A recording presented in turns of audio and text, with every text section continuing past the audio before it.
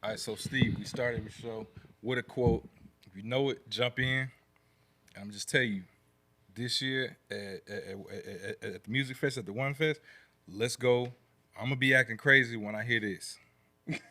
Patty cake, patty cake. I'm the baker's man. I bake them cakes as fast as I can. And you can tell by how my bread stack up. In disguise in this rap, so the feds back up. Watch it, like my chick, like my whip topless. Doing the $1.06 for me in the cockpit. Grinding cousin, I got hope for a dozen. Even 11 half if I see you keep it coming. And my weight, that's just as heavy as my name. So much dough, I can't swear I won't change. Excuse me if my wealth got me full of myself, but cocky something that I just can't help, especially when them 20s are spinning like windmills and the ice 32 below minus the wind chill. Filthy, the word that best defines me. I'm just grinding, man. Y'all never mind me, but don't quote me. Yeah. Crazy part is I had my Clips hat on too, and I took it off last minute. Oh, man. That's crazy. Oh, man.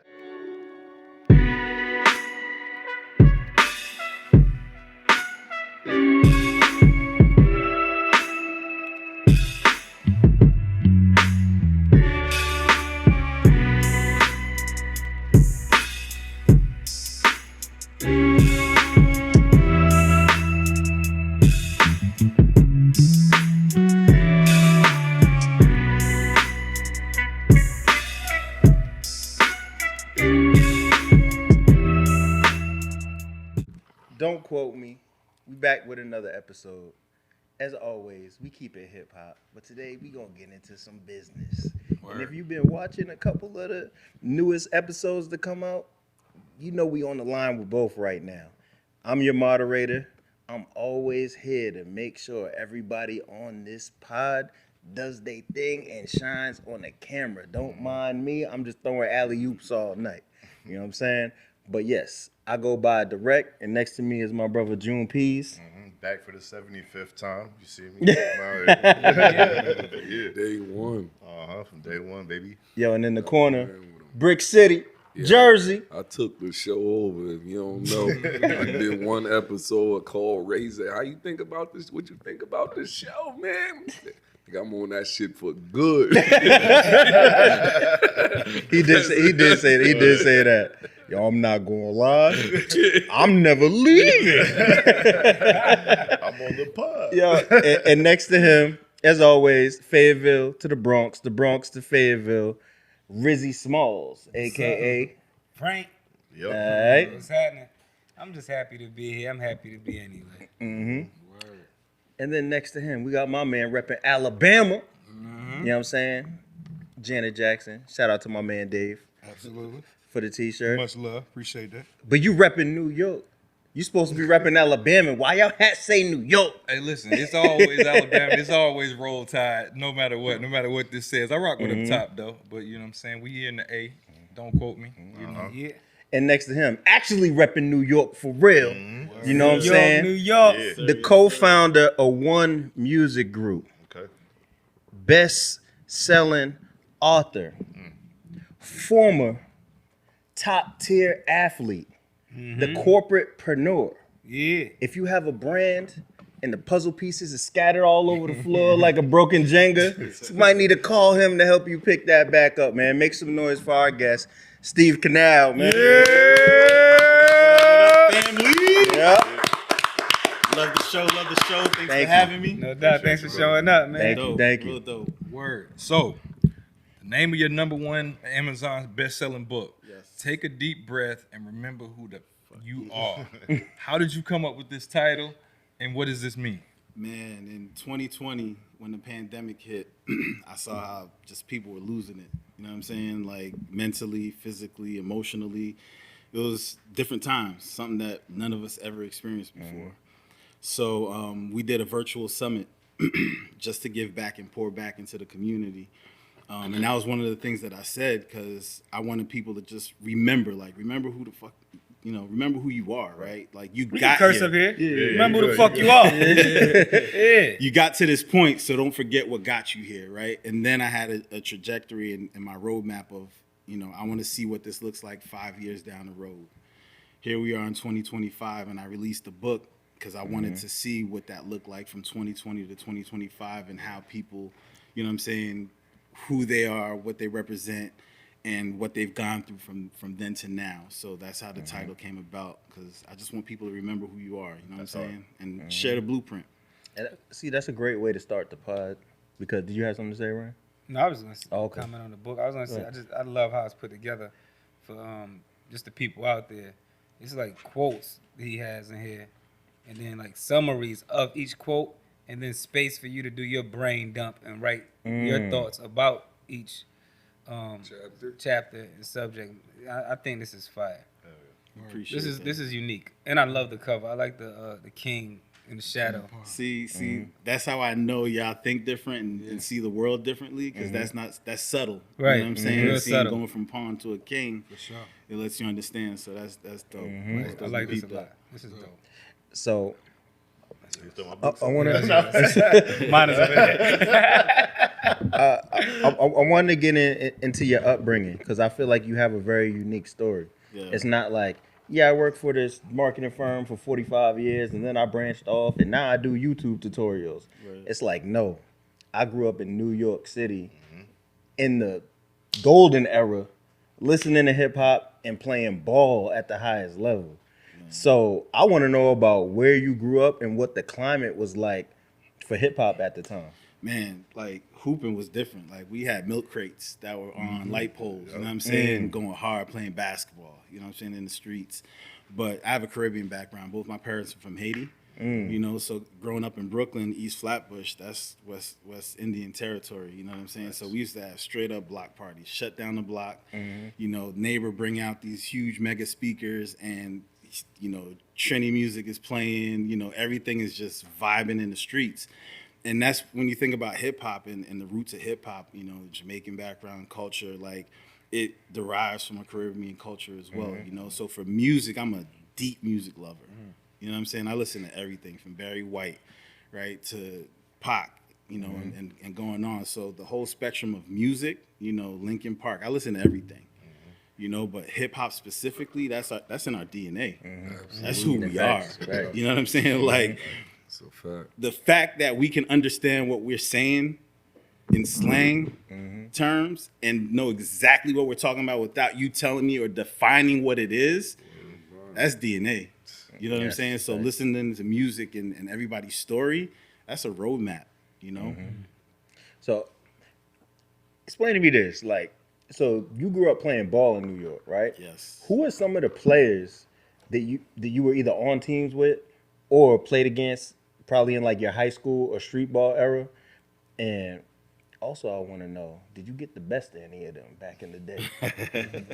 Yeah, so, you know, for me growing up, if you ain't play AAU, you ain't really playing ball. Of course, right? yeah. So my freshman year, I played on Gauchos, and, you know, the elders at that time was Steph Marbury, Felipe Lopez, you know, and then when I started getting my chops, I went over to Riverside Church. That was a different beast. You know, Riverside, we were sponsored by Brand Jordan, so we had Jordans. Every game we had a new pair of Jordans.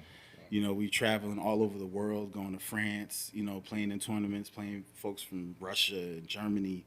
You know, at that time, I was fortunate enough to be playing with Elton Brand, Ron Artest, Lamar Odom. Okay. You know, so Was on your AAU team or your high school like team? it's known as best AAU team ever to play. Wow. You know, So who's it on was, that it was team like again? 80 games that summer. So I was a youngin', you know, like Eric Barkley, you know, Reggie Freeman, like it's a bunch of folks, you know, that just straight ballers from New York, going to St. John's, going to Duke, you know. What so part of New York are you from? so my father's in Brooklyn and my mother's Nyack. So the beauty of that is I got the suburbs and I got the city, Oh, wow. you know. So growing up in Said Brooklyn, Flatbush, though. yeah, East Flatbush Yeah. in Brooklyn. You know, down the street, 2 blocks from Vanderveer Projects, and all the family, South Shore, Canarsie. Shout out to And my Canarsie. mom was in Nyack, which is 20 minutes north of the city. Hell, like you about to go to Canarsie. Stop playing. So, Rain, I know you being from New York, right? But he can't ball. Yo, there's a legendary story that Steve has Right. that you want to ask So you about. played at the Rucker, Yeah. right? And you played for Tommy Hilfiger. Yeah, Tommy Hilfiger. Yeah. How did you get to playing for Tommy Hill? So I was at Fordham at the time, Uh-huh. and the senior director at Tommy Hilfiger, Peter Paul Scott, he was like my mentor. I'm not like, he was my mentor. He was the first person that I really got to see who embraced his marriage. He was a DJ. He was an executive at a huge fashion company. He was outfitting. He started like the outfitting of Beyonce, Aaliyah, like all those looks. Like he was a part of that. So while I was at school, this is before NIL, right? I asked Tommy Hilfiger and their company to sponsor Fordham. So all of our velour outfits, bags, everything was Tommy Hilfiger. I'm like, you got a bunch of 6'6", 6'8" guys walking through the airport. It's a living billboard. You know what I'm saying? They were like, ching. Right. Next, for that whole season, we were outfitted, with Tommy Hilfiger. And the following year did Sean John. So my brain was already getting into that space, But to get to Rucker, he was like, yo, I want to, run a team, Rucker League. I want you to play on the team. So I got a couple of my teammates to play on the team, and we was balling out there. What did you play, like position? Small forward. 5. Yeah. 3. 6'6". I'm like a point guard in the NBA. So you see the guys, you think they're short, but they're my height. You know what I'm saying? Playing point guard in the NBA. That's crazy. Ball handling skills at that height. 6'6" is Crazy. Yeah, it's different. That's a different passion. So you said you were at Fordham and you played with Smush Parker. Played with Smush, played with A Butter. A Butter is known as one of the best street ballers, out there from Harlem. Cameron's cousin, Adrian Walton. He played at Fordham as well. He was a freshman. Smush Parker, who went on to play with Kobe. Did you ever tell him that, yo, pass the rock like Kobe used to tell him? Hey, come up offense. Yo, and we had Bob Hill, who he came from the NBA. He coached the Spurs. He coached the Knicks. The Pacers. Yeah, he was our coach in college. So it was a machine at Fordham. All the players that came through, it was a machine. And Fordham was in the A10. A10 was the 4th best conference in the country at the time. So I played against, David West. I played against Lamar in college when he went to Rhode Island. There was a lot of pros that was in the A10 at that time. So it was a different machine. You played also against another special NBA player I saw. You played against Dwyane Wade. I did. Could you tell, like, right off the bat, like, he's kind of special? Yeah, we played D Wade in Milwaukee. Okay. In the Bucks arena, we played against D Wade, Marquette, and D Wade. Like, you can tell the difference. Me playing AAU against with pros, like Elton Brand, Ron Artest. Like, Ron Artest was man-child. I'm playing with these guys, so I know what pros look like. Right. You know what I'm saying? Going into college. So seeing D Wade, like, one of the best things you can have is just the pure confidence in self, right? And when he's on the court, you don't see anything that's wavering. Like, he knows why he's on that court. You know what I'm saying? And it's just he got a look. He has a He has look. a look. Does. He does. He's on the court, and he's going to do whatever he wants to do, whenever he wants to do it, and there's nothing nobody can do about it. Yeah. And in case if you ever want to see the look, there's a video of Dwyane Wade playing against his son.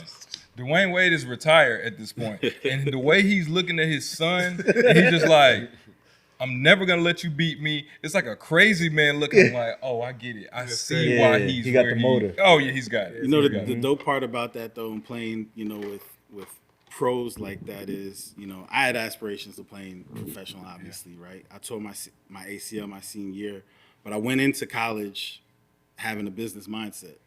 So I did psychology so I could understand how people thought, and I did business so I could market to you. That was my whole mindset. I'm a play pro, and I'll be able to market and do all this stuff myself. Basically, what LeBron is doing is what my brain was at, right? You tore your ACL playing. Against UMass. Against UMass at home. I did a jab step. We had some new sneakers. They just waxed the floor. Jab step, and it just stuck. My foot stayed, and my whole body kept going in a snap. Yeah. What does tearing the ACL feel like? Like I be seeing niggas. Like, it's like a pop. Crazy thing is, I did my ACL, and I last week made a year for me rupturing my Achilles, which was next level. So the Achilles was a pop. When it popped, I turned around looking to see if anybody was behind me because it felt like somebody hit me with a bat. ACL, the rehab is what I said I would never wish that on anybody. Like the pain from that, like that was next level. I'll take the Achilles rehab over the ACL. But the initial Achilles is worse. Yeah, the initial injury. For sure, because the band goes all the way up into your calf. So this calf becomes a huge knot from it tearing. But it's like your ACL is something like you don't know what happened until you get the X-ray. You feel it, and then they do certain movements in your knee. And if your leg is moving a certain way, they're like, all right, this is what it is. And then you need, obviously the MRI and everything to see what tore from it. Because you got different bands. You got one in the front, one in the middle, one in the back. Right. So, yeah, that'll tell the difference. But going back to that, the dope part is me wanting to play pro. Obviously, D Wade went to where he went, and I went the business route, but we still met up at the top. Right? Like last year or a couple years ago when the Olympics was ramping up and they were in Vegas during that time, like my wife, she's a 2-time Olympic gold medalist, like, WNBA champ, highest ranking woman in the NBA, she knows all them guys, So when I went to the Olympics, I'm chilling with Kobe, I'm chilling with LeBron, D Wade, and being able to talk and share those stories of playing against each other in college, So, I say that to say it's like, our mindset always has a route of what we want to do and want to be, but your path is your path. Right. You know what I'm saying? And I'm thankful for my path, because we still broke records. We've done a lot in the space that I'm in. So I just wanted to share that as well. That's super dope. So was tearing your ACL kind of like a blessing in disguise because you ended up working for Tommy Hilfiger after that, right? Yeah. For me, tearing my ACL, Tommy Hilfiger, I went to my, mentor and I was like, yo, what's good? And he was like, yo, I'm going to put you in charge of running all the shows at Jones Beach.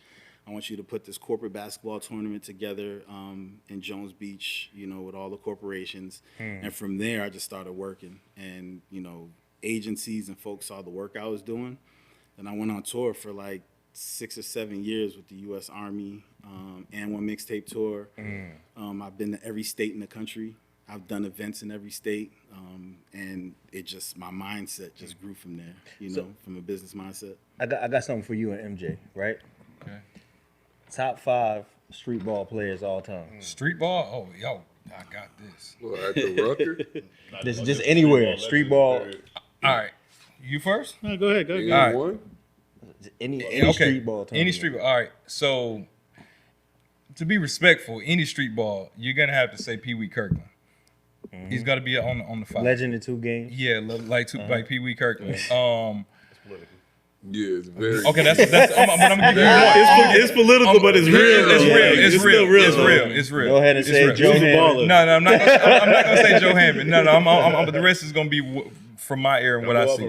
For sure, no. Yeah. Okay. Number 2 is my favorite street ball player all time. Rest in peace, Alamo. Black Widow, 6'8" point guard. Dude, like he could do it all, man. He could shoot. He could ball handle. He was amazing. You saw him? Yeah. You saw him play? I've seen him play before. Yeah. I did too. I was on the ONE Mixtape Tour, so I came to Birmingham. all the Yeah. time. Yeah, give me Alamo, second spot. Third, No Skip? I ain't done yet. My 2 big names. I was like, why you ain't say them yet? Hold on. My third, I gotta go. Another girl, I gotta go Headache. Teresa Weatherspoon's brother. I mean, yes. It's your vibe. It's my list. I'm telling you. Headache used to have robberies with Alamo, and they used to be number 1. So to me, yeah, absolutely. Headache should have made it to the league. He's Teresa Weatherspoon's brother. 4, give me Skip, of course. He made it to the NBA. One nigga that is the face of street ball. Who you don't? He's a hot. I know he's going to say hot sizzle. Oh, baby. No, listen. I saw this top 5. Hold on. Don't get into it. He's the most Hold on. influential Don't get street ball into it. Time out. Y'all disrespecting him. How is hot sauce more influential than Skip? For sure. No, Skip. Skip is like Wow. Whoa. Niggas watch volume 3, 4, and 5. Yes. Just for Just hot sauce. Hold on. I just realized something. Hold on. Can I finish? Everybody start doing their moves off You're of right. the shirt. Everybody. You're right. That's You're all right. sus, nigga. Two things. One, MJ needs to finish. Two, Yes. you know, Steve was doing marketing and promotion behind He it. knows so he the gonna verse. know who was really. Yeah, we gonna Y'all going crazy. All right. So no, I rock with Hot Sauce. Hot Sauce was my guy. His real name is Philip Champion. That tell you how much of a Hot Sauce fan I That am. has not no. I we rock all with hot know sauce. that. I rock with hot that ain't sauce. nothing you just But the fifth spot, Sauce. No, I rock with Mark Jackson, brother. Escalade. I rock with Mark Jackson, brother, He for ain't sure. top five. But He no. fire, Rest in peace. I got got headache some over better than Professor? Hot Sauce. No, I got it. Shooter. Professor is a Period. better basketball better player than ball Hot player. Sauce, Now, but I Hot mean, Sauce is a honestly, better like, all right, entertainer. Hot Sauce had his time, but Who's Hot he Sauce talking was about? prime. Hot Sauce is a better. Hot Sauce is a better entertainer, but Professor is the best basketball player. He had the better shot. Just think about the music. Everything. Just think about the music industry. Yeah. You know what the Sauce is the- professor did Sauce is the guy, bro. to Yes. and one what a white rapper would do in hip hop. Yeah. You know what So I'm you saying? said Like, Professor's the Eminem of street ball. absolutely. But he's fired. He's Yo. fired. Listen. He just So you don't think Eminem's- I put Sauce in five. Sauce is the logo. Sauce is What the do we? move. Skip y'all niggas. Skip is the number So one. when y'all say Sauce, are y'all saying like he has the best moves, or he was the best, These niggas or he was the Influential. best player? He sold the most tickets. All that. People came to see Sauce. They talking about and1 basketball. Sauce. But you know how many Skip street him out ball of legends there. they was? But he at in the New Rock- York. Hot Sauce is Jay-Z. Skip is Nas. Skip is a New York legend. Hot Sauce is a Skip all is around Skip America. is Nas. Yeah, Skip was pure. Skip is. You know what I'm Skip saying? is Like he was a real pure deal. baller. You know what I'm Yeah. saying? Yeah, Like but why Skip highlights compared to Hot Sauce highlights? You'd be like, oh, hold up. because when Skip Like, came out, he was on a VCR cassette tape. Skip is in the no matter what he NBA. was It doing, was a, there was a the movement he was difference. doing. If he was doing that, but the thing is, he Skip had was doing asked. that on and1. Yeah. Yeah. Hot Sauce was flash. That was what Yes. people. That's entertainment. That's what Yes. Jay does. But Skip was like he went to the league. He went to the league, bro. You know what I'm saying? Like that was a pure Like form of the you sport. said, If Steve was, He was doing able the to do the branding both. for it, and he picking what highlights. How are y'all and acting? How are y'all acting like we saying take Skip off the five? Like, Yeah, not I'm taking not- away what you're saying. Skip did what he was supposed to. I mean, But Hot Sauce you- did what you he was saying supposed to going do. the league. I'm talking about street ball legend. Yeah. Like, you know what I'm saying? Dude that we But those are mindsets though. Those are mindsets though. I Skip remember- had to tame it down because he was Yeah. trying to get To to make the college and league. get to the league.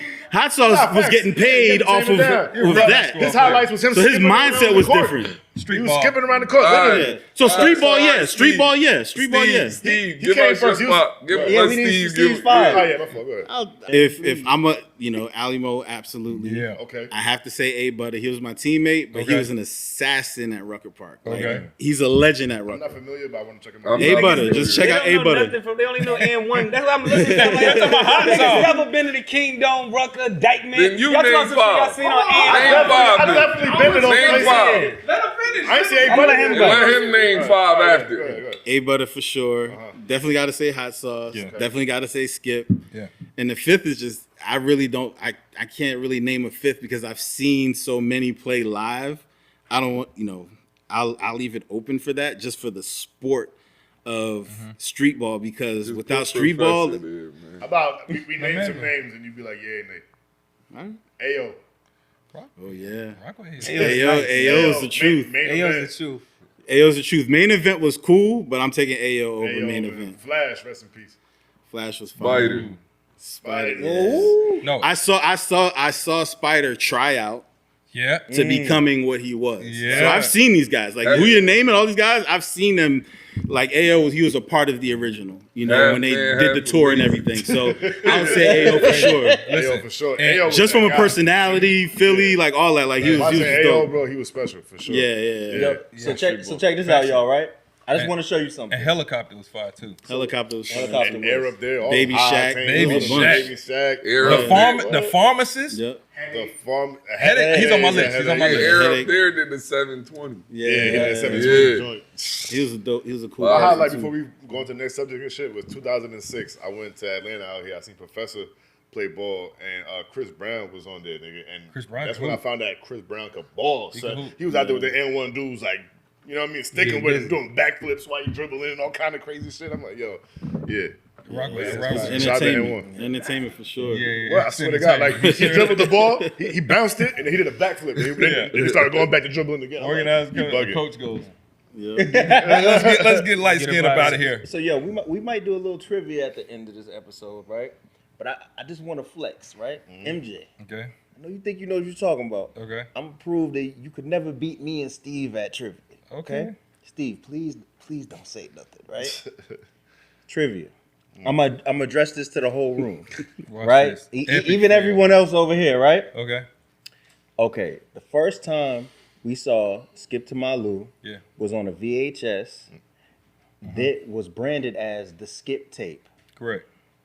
What rap song played the first time you saw Skip? What was his song? It's one artist featuring another artist.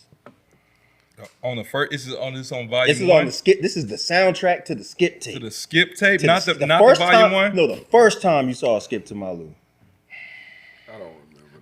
I'm gonna take a highly educated guess. I remember the tapes going around. I know the interns found it. Jizza, Liquid Swords. No. What was it? That's the wrong song. It was just a breaking the surface. I know you're talking about. That Do the you song know you're thinking this? about. I know you're talking about. Do you know this? I don't actually. I didn't watch the Skip tape. I seen Ain't One Volume 1, Yeah. and I seen I'm that. thinking Jizza. So What's My first time seeing Skip was in person at the Rucker. That's beautiful. what song song played is- at the record while he was song I playing don't ball? The song is But the energy is crazy. 1999 Common Breaker, featuring Breaker. Sadat X. Breaker 1 9. No, no. Not the Breaker 1 9. 1999. Yeah. Mm-hmm. Yeah. Yep, exactly. Yeah, I know the beat you're talking about. I'm mad that that's what made everyone know what this. Yo, yeah. Yeah. I remember that beat. I remember that beat. That's one of my That was favorite Volume 1 songs. though. Yeah. So Steve, I'm gonna ask you this: like, you coming from this basketball background, and you're coming from your Haitian parents, and you watch that sacrifice, and what that kind of instilled into your character. And in basketball, you have injury, you have, I'm sure, highs, lows, not getting in games, playing time, all these issues that kind of build your character as just like a parent would, or a father figure, or a really hard lesson, and that's instilled into you. How does all that, and which of those things kind of stands out most to you and kind of builds your character as you move forward at this point in your life going into business? resilience? Yeah. You know what I'm saying? Like, for what Haiti has gone through, being the first state just to free from slavery, and just do that for all other countries in South America as well. And the support that they gave the U.S. and the U.S. turned their backs on it. You know what I'm saying? Like, the resilience of where they've been and what they've gone through. There's nothing that I'll go through that I know I won't be all right. But You know what I'm saying? I know that I'm gonna figure it out. Torn ACLs, torn, Achilles, recessions, whatever it is. I don't care who's president, what's going on. We're gonna figure it out. You know what I'm saying? So that resiliency. And building businesses, 7-figure businesses, and then going back to corporate. Can you tell us about that? Yeah, because it wasn't enough. 7 wasn't enough. I needed to learn how to run $1 billion business. Right. You know what I'm saying? So I went into corporate to learn how to run $1 billion business. So I did marketing, I did sales, I did trade marketing, community affairs, brand marketing. I've done it all within that corporate setting to understand what I needed to put into what we're building now. So when you see the structure of One Venture Group right now, we got One Musicfest, we got Togetherland, we got BPC and tours, we have intellectual properties, right? And then She's Got Time. Then we also have our agency, right? So everything we do for ourselves to get 100,000 people into Piedmont Park, we can do for our client partners. So we work with Fortune 50 companies, P&G, you know what I'm saying? We work with Foot Locker, we work with MLS, Major League Soccer, we work with Home Depot. So digital marketing, strategy, production, we do it all, and that mindset of going into corporate and understanding, like, yes, this is the corporation, but they got 40 different brands, and all those brands have their own budget, they have their own sales team, their own, strategy. Like, that mindset went into being able to build not just one business, but having a holding company now, right? This is important to go from being able to see it from the inside. 100%. That was my master's degree. Right. Like, that was me sacrificing because I knew why I was there. I wasn't there for a check. Right. I was there, one, to leverage the machine's dollar to pour back into the community. So I developed programs with Damon John, Tap the Future, where we were funding small businesses. refurbishing basketball courts with Coors Light and Kenny Smith from Inside the NBA on TNT, refurbishing basketball courts across the country. That's the centerpiece of our hood. You know what I'm saying? It's a basketball court. So I wanted to refurbish basketball courts, right? So I leveraged the machines dollars to pour back into the community. While doing that, understanding how that machine works. Right. You know what I'm saying? From legal, internal communication, external communication, sales, marketing, distributors, being able to leverage all that into what we do today. Right. Do you find it easier to do business when it's attached to something that you're obviously interested in already, right? Oh, 100%. It doesn't feel like work. Right. You wake up every day and you want to do it, Like you said, he came to the podcast once. He was like, I ain't leaving, because he felt that love. He felt that energy. Yeah. Now it's, all right, now that I'm here, what else can we do to build off of what we've built? You know what I'm saying? Is it merch? Is it partnerships? Is it, signing other podcasts into the production company? Like thinking how it can continue to grow. I saw you speak one time about the importance of understanding that you're either gonna have the money or the people. Yeah. Right. And can you break that down to our audience, like what you meant by that? Yeah, there's two ways to be successful. It's either you're gonna have the funding and the money, or you're gonna have the people that are backing and supporting. Right. The funding and the money. You have your funders who may back and fund your business, or you may have a product that just, sells and does amazing, or, you have that funding that's helping your business become successful, the money, the monetary. But the people on the other side, the people who would invest in your business, are banking on the people not supporting you, right? You pouring your all into it. Because if you have an amazing, dope product, they want to get it at the bottom, at the right? lowest cost. Yeah, they want to get 50% for $1 million, or they want to get 40% for $2 million. That's the lowest your business is ever going to be. You know what I'm saying? So if you have the backing of the people, there are a few things that you could do. You can crowdsource and get funding from the people that can pour into your business, right? Or you can develop a dope product or service that the people support. And when they do that, when they're buying your album, when they're coming to your events and selling it out, like that's something that other folks can't take away from you. You know what I'm saying? That's why Kanye is Kanye. Kanye can do the craziest shit in the world, but he has a cult following that's going to support him across the globe. It's not just the United States. So if the United States ain't fucking with him, all right, I'm going to go to China and sell out China. You still ain't fucking with me? All right, I'm going to go to South Korea and sell out South Korea. The people is different. You know what I'm saying? The issue is people have a local mindset. So they think the U.S. or one comment on your post is the world. It's not. It just That's shakes people up. small. You know what I'm saying? Like, I have a global mindset. So when I say people, I'm not just talking about the people in the States. Like, if y'all ain't rocking with me, cool, I'll build an audience in South Africa.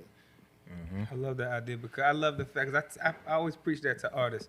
Like, when I meet artists, they always say, I want to get a record deal, I want to get signed. And I'm like, well, you haven't even started doing the groundwork. You don't even know what you want, right? First, you want what is it that you want the label to give you, right? And have you tried to exercise these other options and going direct to consumer to see if you can get that from the people without signing your life away? So when I saw you say that, I thought that was dope. The dope part about you sharing that, though, is we aren't fortunate to have our parents that went and walked through those corporate doors. I don't know everybody's background, but I can pretty much say 9 times out of 10, we didn't have a mother or father that was the CEO of a corporation or leadership in an organization that we were in the break room running around a Fortune 100 company and seeing it and knowing what was possible, right? So they get insights that we don't get growing up. So some of the mistakes we make or not seeing the bigger picture or the bigger vision is because we don't know. I was about to ask you what Oh, my bad. excuse me. No, I was just about to ask you what do your parents do? My mother, she was a cleaner. Okay. She worked 2 jobs cleaning. She cleaned in a corporation and she cleaned for a Jewish family for like 30 years, 35 years. And my father worked at a car dealership. Okay, so your dad is a car dealer, as a dealer. Cleaning the car dealership. So he Oh, wasn't okay. a salesman. Okay. When the lights and the doors closed, he was in there vacuuming and cleaning. Okay, all right. So, but you spoke about in your basketball career, you had the suburb life and the and the inner city life, but you were also part of Brand Jordan and AAU, and you were traveling doing this.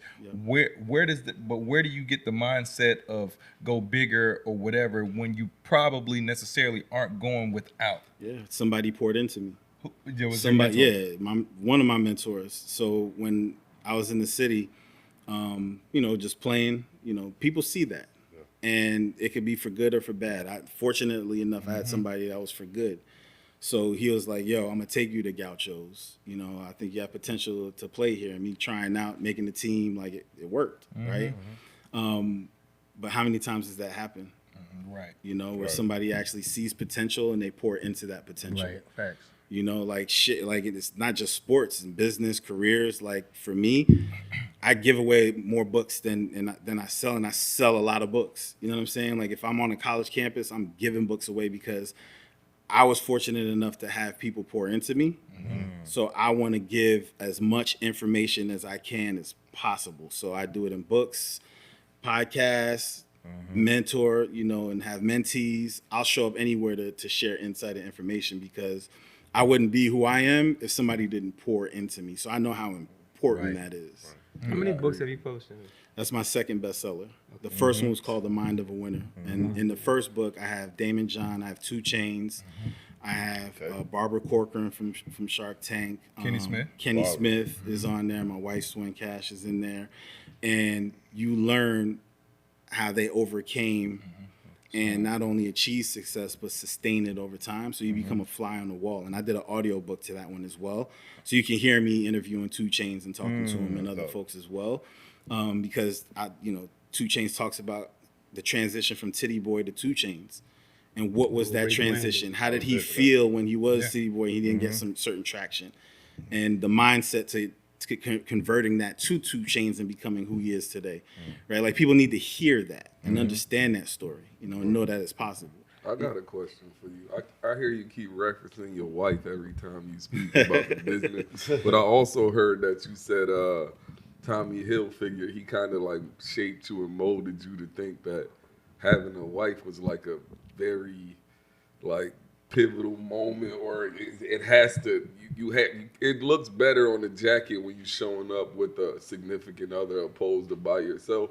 And I want to ask you, for the people out there that feel like they could do this stuff without a partner, how significant is it to you for you to have a significant other by your side at all times? And what did Tommy do to make you feel like you needed that? Yeah, when we got in here and just talking before we got on camera, I was preaching diversity of thought, the importance of getting outside of your own mind, right? What does that mean? What does that look like? How does that feel? And my wife made me 100% better person, right? From me understanding shopping at a Jimmy Jazz growing up versus shopping at Nordstrom or shopping at certain stores. That's an investment versus something that's not going to last as long, right? Just the mindset of how I started seeing things that might cost 2 or 3 times more, but it's for a reason, right? That's an investment more than the other. And with Peter Paul, seeing his wife around, like I understood and saw how he was locked in. I understood that distractions can take you off your path. You know what I'm saying? That bit of that satisfaction that you may get, running around, doing whatever, like it only lasts for so long, but at the end of the day, all we have is our memories. So you're not even gonna remember half of the people you was distracted by. Right. So why not lock in on something that's gonna last and give you something to think about and potentially be legacy to pass on? You know what I'm saying? So it's important for me to have that significant other, not only for me, but I was also able to pour into her. She played basketball her whole career, so hearing her in meetings and saying certain things that I say that is, KPIs, key performance indicators, things that you say in business or in corporate, and hearing her saying it, I know that I'm putting an imprint into her life as well. You know what I'm saying? And then now we have an 8 and a 4-year-old, and being able, both of our upbringings, being able to pour into those kids, it's just creation, right? Developing and pouring into something that's going to impact society, as we develop and grow. Right. That's dope. That's So, dope. I have one more question. For people that feel like they have $1 million idea in their head, they may feel like they're hesitant to put the thought into fruition or try to bring it to life. Sometimes they're just satisfied with just having a physical of whatever the idea was, and they'll just stop at that. Like, say they just wanted to create a book. Once they get the book, a mock-up of the book, they're satisfied with just bringing a thought to life. So what would you say for a marketing strategy of somebody that has a book, it's published, it's on Amazon, but they're just satisfied with that, and they probably only sold 5 copies, and they're content with just those 5 to 10 people that published it? What would you have to say to somebody like that? Real quick, to add to that question, and how does someone like that upscale? Like how can we, for somebody who has just sold a few books and they want to get it out there the more? first thing is fear. The reason why we don't do a lot of things is we're in our own mind, and the fear holds us back from doing, because it's something new. I always start by telling people, the magic happens outside the comfort zone, right? If you're comfortable in the comfort zone, I'm not mad at it. If just the concept of writing a book and getting it out there was your goal, and you're happy and content with that, cool. Beautiful. But don't be mad at me if I'm on a tour, I'm signing books, I'm selling blah, blah, blah. Like, just like I'm working it, right? Yeah. It's a different mindset, right? I understand your mindset, and you're comfortable there, and that's cool, because a lot of people are comfortable with taking one vacation a year, not leaving their neighborhood. You know what I'm saying? Like, that's fine, because that's what you're comfortable with. And I'm not mad at that, but for the person who's trying and it's just not hitting, I always tell people, just the first step is start with your network and your community. Again, fear will hold you back from messing with the people that actually rock with you, because you're scared of what they're going to think, what they're going to say, how they're going to view you. Like, I can have my book and be like, take a deep breath and remember who the fuck you are, and be scared to put it in front of certain people, because they're going to look at me like, why'd you put this book out? This word. You know what I'm saying? But I know what's in there. I know what I wrote. You know what I'm saying? So it's okay for me to reach out to my network. Like, yo, I'm releasing a book, launching a book, would love your support. If it's not for you, I know it'll be for somebody close to your network, just to give them that insight of my journey, what I've been able to accomplish. Storytelling is the key. You got to be able to storytell. So you got to be able to communicate why you did it, the journey you're on, and what you're trying to accomplish. People can't help you if you don't let them know. You know what I'm saying? So if you're keeping it to yourself, that's where it's going to stay. But if I tell each of you that I'm right, it might be one person, it might be 2 that get the book. That's 2 more sales. Then you might like it and tell another person, like, yo, you got to get this. You know what I'm saying? Or I purchased 10 books because these 10 people got to get this book, because I know what they're going through. They're going through hell right now. You know what I'm saying? So for me, it's start with your immediate circle and your network, and get that fear out of your mind. The worst thing that can happen is, like, you always hear it. They're going to say no. All right, keep it moving. Next person. But you have to start. I always tell people how powerful this tool is.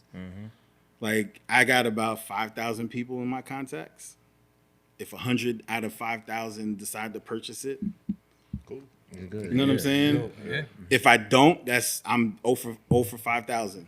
I think it's dope. When I know it feels cringy to some people when they create a product, whether it's music, a book, a T-shirt, whatever, and they have to, like, stand by it, right? I know for some people that's hard for them, right? It is. But I always find it dope when I see people finding creative ways to promote their shit.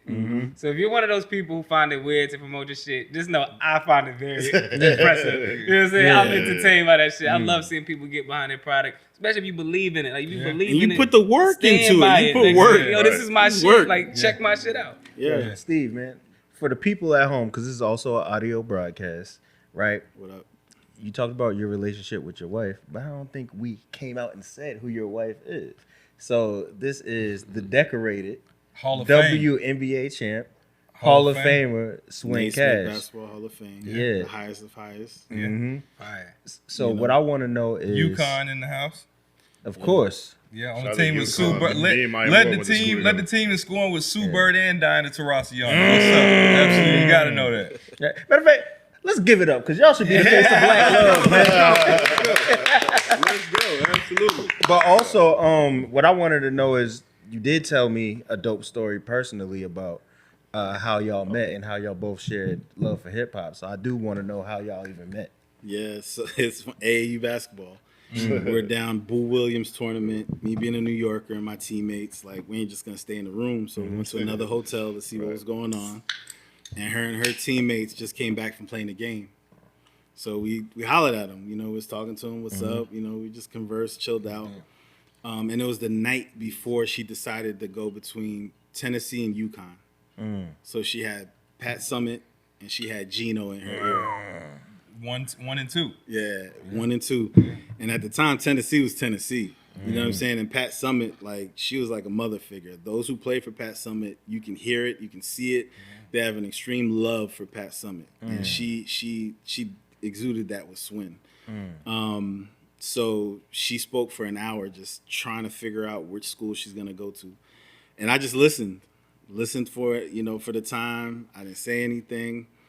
Night ended, got her number, never called her. Why you ain't call her? Because I was going to college, she was going to college. Yeah. If I had called her, we wouldn't be married right now. I was going to D1 playing D1 basketball, scholarship. I know what I was getting into. You know what I'm saying? She's going to UConn or Tennessee, like, your life is about to change. She about to go to work. Yeah, so I ain't call her. But but to the story that I told you, when I knew she was the one, like, I knew she was the one. Like, there's nothing like hanging out with your fellas. It's nothing like it. You know what I'm saying? Like, I'll hang out with my fellas over anything, right? And then the day that I knew she was the one is when I didn't have that feeling. Like, I could be around her, with her, and I didn't have the itch to be like, I want to bounce and go catch her with the fellas. You know what I'm saying? Like, I didn't have that feeling. And then we got in the car, and Pac came on. I ain't a killer, but don't push me. And it came out of her, and she was just saying the words, and I was like, word? You know what I'm saying? Like, I was like, all right. I'm like, if you spitting Pac, and Pac's my favorite, I'm like, you the one. You know what I'm saying? Yo, so Shout out to Tupac. Bonded, yo. but I gotta ask you a question.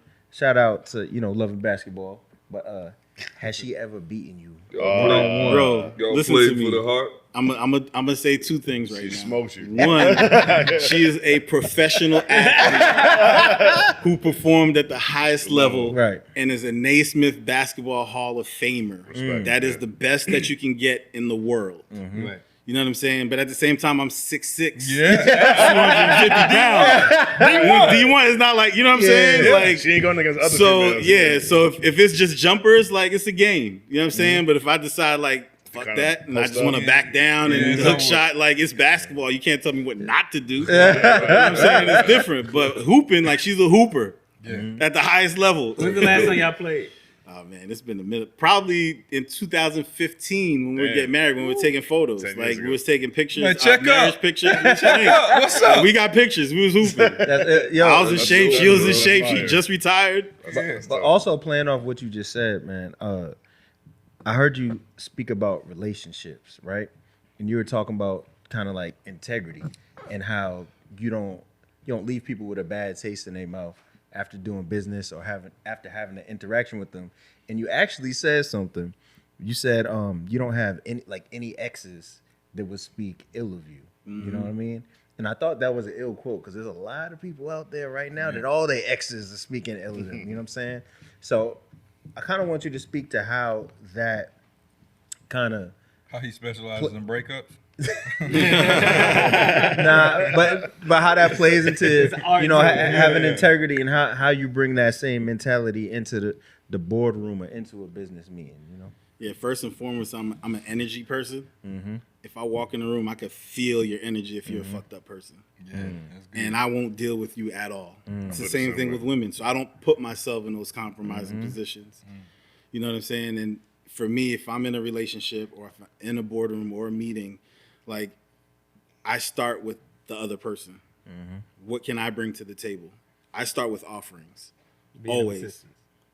Being of some assistance. Being of assistance, you know what I'm saying? And that was another thing with my wife, like in my relationships, and nothing against my previous relationships, but we were younger. But I was the one that was, you know, for the, you know, the trips and the dinners and everything, you know what I'm saying? Like I was a giver. With my wife, it's balance. She gonna pay for a trip. She gonna pay for a dinner. I'm gonna pay for a trip. I'm gonna pay for a dinner. Like it's balance. Shout out to balance, man. We need more balance in our life, man. Get your woman with some money. Ain't nothing wrong with that. Both of y'all got it. It makes it way better. Yeah, facts. Of course, you're supposed to have And it. they ain't working together to get it. We started businesses together, you know what I'm saying? So it's like you working towards something. It's not just, it's selfless. So, you know, when you think about business and to be at the top of the top, there's kind of like, in most people's mind, a sense of like cutthroat or dog eat dog type of thing. You being a man of God and morals and principles and faith, does your faith ever come at a crossroad? Does it ever meet a point where it's like, Good question. I could probably be bigger or better or make more if I were to, you know, don't tell them about the small print, or, you know what I mean? Like, does your faith ever meet a crossroad where you say, I wish I wasn't so good? Yeah. Because I would be bigger, I would make more if I were to just be more cutthroat. in business. Absolutely. Like we're all human. Yeah. You know, those thoughts always cross your mind. But for me, that's just not who I am. Who you are. Yeah. You know what I'm saying? I feel like you are who you are. You know, and money, they say it, money, success, whatever, it magnifies who you are.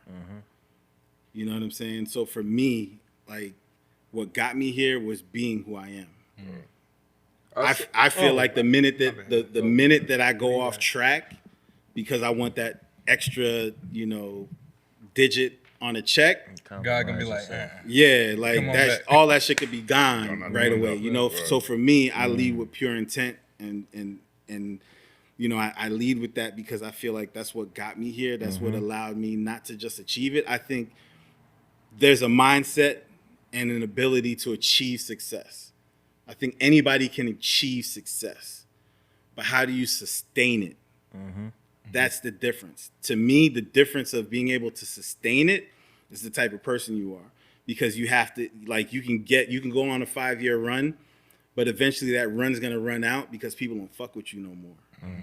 You know what I'm saying? Because like you can't, like, it's 99.9% impossible just to do it alone. You're gonna need somebody who's gonna look out for you, somebody who's gonna introduce you to this other person for this check because they believe in you and know that you're not gonna do nothing crazy. So that's just how my mindset is. Yeah. Right or wrong, that's just how my mindset is. You know?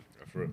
Oh, I heard you say something on an interview along the lines of people use your idea and see in the area that you lacked and to help it grow. Like basically, like they'll steal your idea and feel like this is what you should have done differently. And the first thing that I thought of when you said that was Mark Zuckerberg and the twins. Do you know the story with that? So the twins came to him with the story about Facebook. And they wanted, because he knew he was like some computer nerd or whatever the case. And they had the idea or whatever.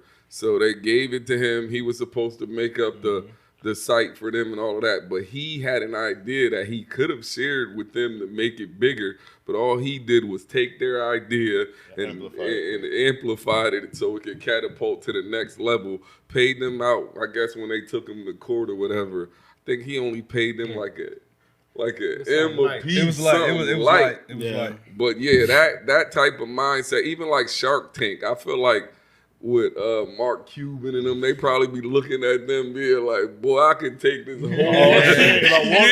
Mr. Wonderful does that though. The cameras is on, so they got to offer like 10%. If you want me to be a part of your cameras business, is off, I they need be like, I need 50%. 60. I need 70 of your whole joints. Yeah, with interest. But I also heard you say something along the lines of like when people walk into the grocery store, do they go straight to the vegetables? When they open a door, a cabinet, a door at a gas station or whatever, do they look straight? Do they look to the right? Do they look to the left? I went deep into this.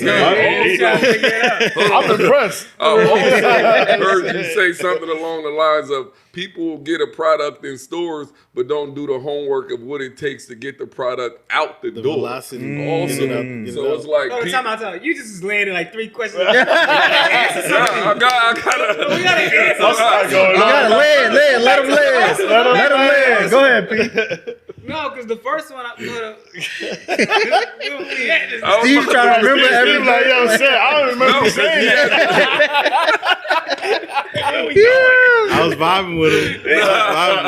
No, I'm just saying because you got that mindset that makes you think 3 steps ahead of just the average ordinary person who just want to make a dream come true or whatever. And I want to know, what would you have? How do you even gain that mindset? Number one, like I got a lot of examples what I heard you say, even along the lines of a hat, like. Black people love dad hats, and what else? What are they gonna like after the dad hats and all that? A lot of people would just be happy, like, oh, the dad hats came from me, and they cool. Yeah. But it's like they never think like to make this a $1 billion company. So what gives you that mindset, and how can one acquire that without going through the steps, whatever it took? You gotta go through the steps. Meeting with Tommy Hilfiger. You got to meet my wife. He told you going back to corporate was his master. No, he went back to corporate. But look, you gotta think about it like this. A lot of people feel like, nigga, you went to school. I should never have to be. You have to tell me.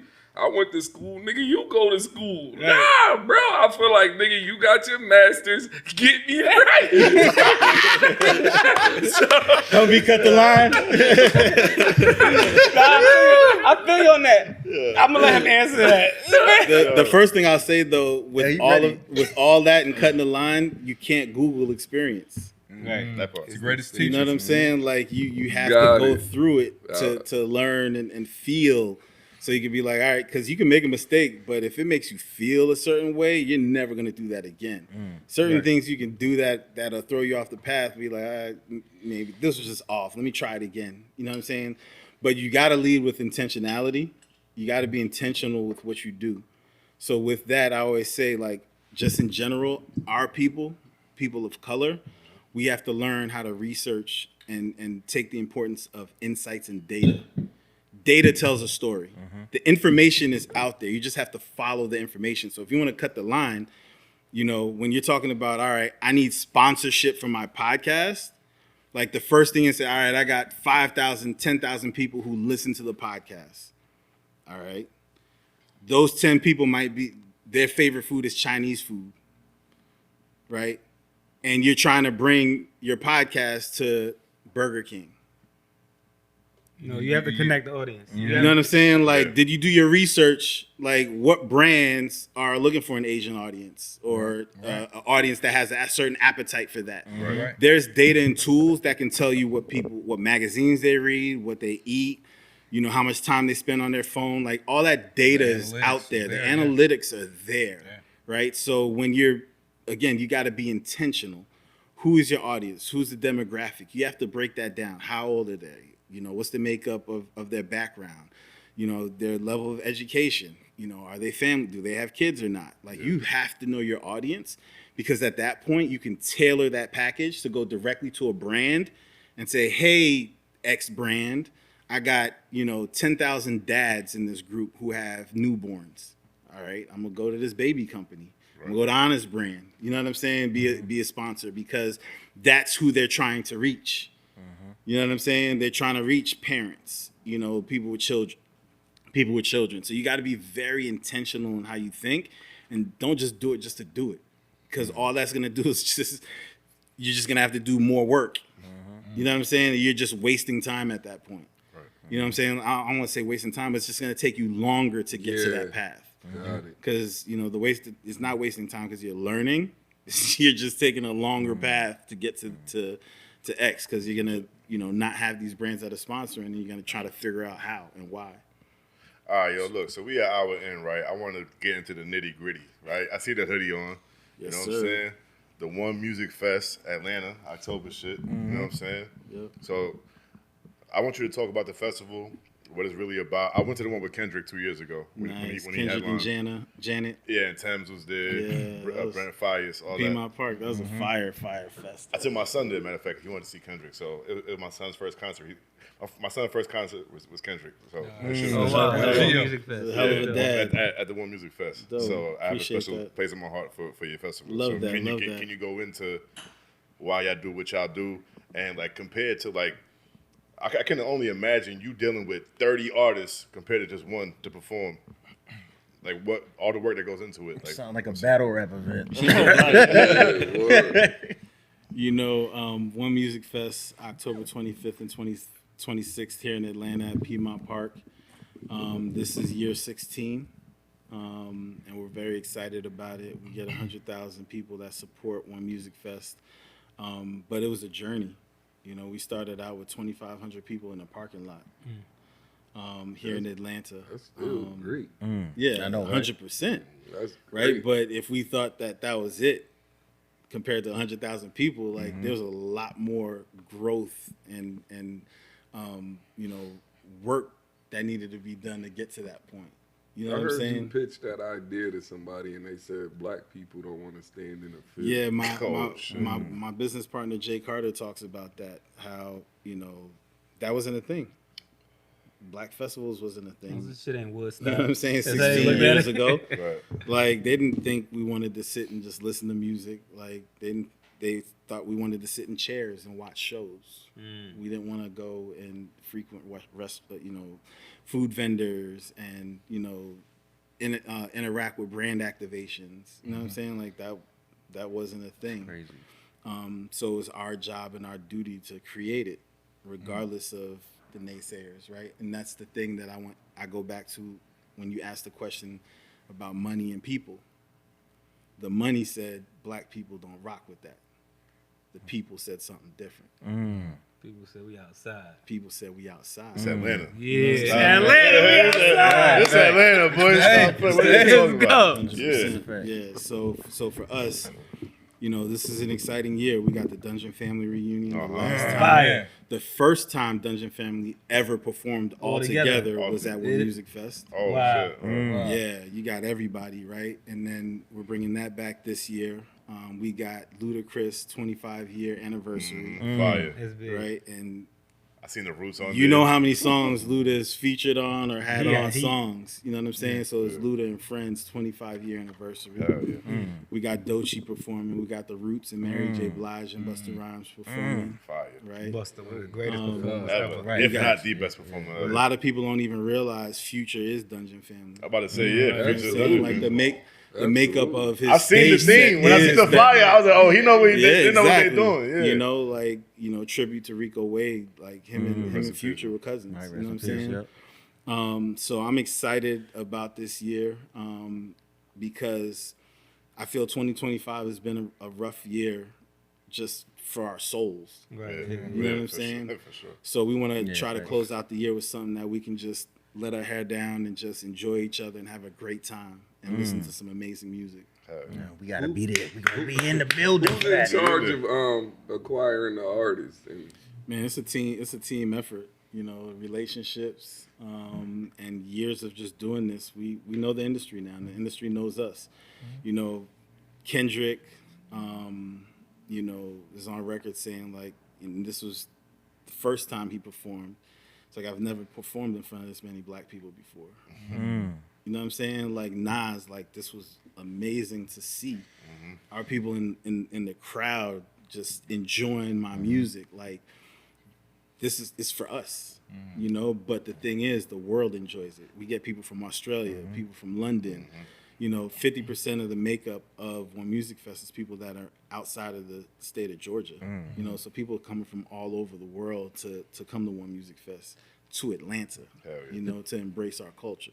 Listening to you talk, I think part of the reason why it's so successful is you're not just an investor throwing the bag at the biggest names. You're someone from culture that understands, yo, This is what we wanna let's get see. the whole Dungeon family Right. together. Yeah. Yo, this is Ludacris's Moments. anniversary of this project. This Moments. is I like hearing that. Yeah, you know, That's super dope. being able to create an experience for somebody, you know, things are expensive now. You might pay $500 to see one person or two. Yeah. That's why I love You know. festivals, because it's like you pay $300, $200 for 30, 40 artists. Your when- favorite people in favorite- the world. right. Like, you know what I'm saying? Compared to, you go to like let's say Kendrick went solo, right? I went to his concert. It's just $300 a pop, $400 a pop. Yeah. You know what I'm saying? But you can see him at ONE Musicfest for $200 plus 30 other artists. So that's beautiful. Yeah, you know, to see Jasmine Sullivan and then go see the Locks and go see Future. Right. You walking back Then and go forth all see, day. amazing. then That's go crazy. see, You going stage to stage all day. That's see the just Roots fire. playing with Mary J. Blige singing. You know what I'm Facts. saying? Like, You we're see giving your you live moments. Spotify right there. Right. Live Yeah. play. 100%. So I got one more question for you before we get into, you know, my favorite part of the show.